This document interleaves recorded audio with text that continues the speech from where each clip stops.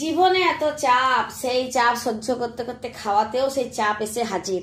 চাপের ঠেলা না থাকলে বিরিয়ানি একদম মানাই না। জানো, বাজার থেকে 8 পিস চিংড়ি মাছ এনেছিলাম, কিন্তু তোমরা হেসো না যে আমি 8 পিস চিংড়ি মাছ এনেছি। 8 পিস যে গলদা চিংড়িটা এনেছিলাম সেটার ওজন ছিল কিন্তু 500।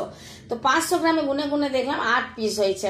কিন্তু দুর্ভাগ্যের বিষয় কি হয় যে সবাই ওই চিংড়ির শাঁসটা খেয়ে নেয়, কিন্তু মাথাটা আমার জন্য পড়ে থাকে।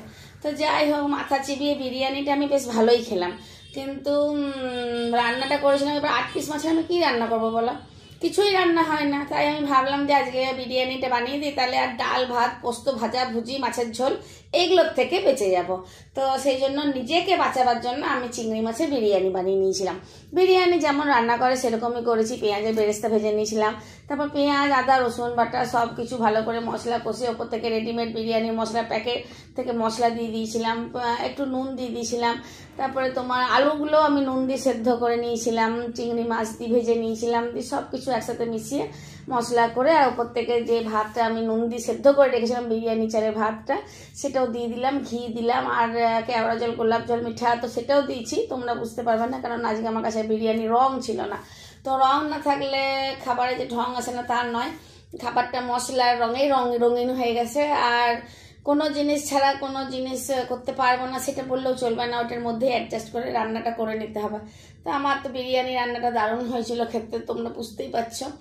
আর এইদিকে আমি করেছিলাম চাপের মধ্যে, যেহেতু মাছেরই রান্না ছিল তাই পমফ্লেট মাছের চাপ করেছিলাম।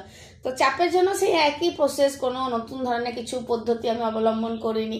ওই তোমার পেঁয়াজ ভেজে নিয়েছিলাম, আদা রসুন বাটার যে পেস্টটা ছিল বিরিয়ানির জন্য সেটাই দিয়ে দিয়েছিলাম, একটা মিট মশলা দিয়েছিলাম। আর এইদিকে তোমার টক দই, পরিমাণ মতো নুন চিনি হলুদ যা যা মশলা দাও সেগুলোই দিয়েছি, জিরে ধনে গুঁড়ো বাদ দিয়ে। তারপরে তোমার বেশ ভালো করে কষিয়ে যখন মশলা থেকে তেলটা বেরিয়ে এলো তখন মাছগুলো দিয়ে ফুটিয়ে আর নামিয়ে নিলাম, দিয়ে একদম খাওয়ার তাড়াতে পরিবেশন করলাম।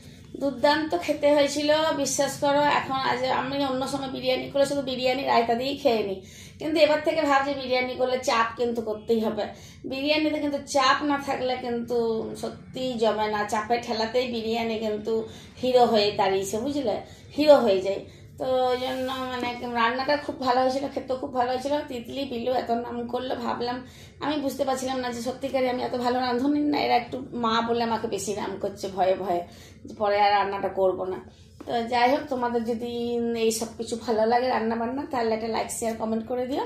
আজকে আসি, কাল আবার নতুন রান্না নিয়ে তোমাদের সামনে হাজির হব। ধন্যবাদ।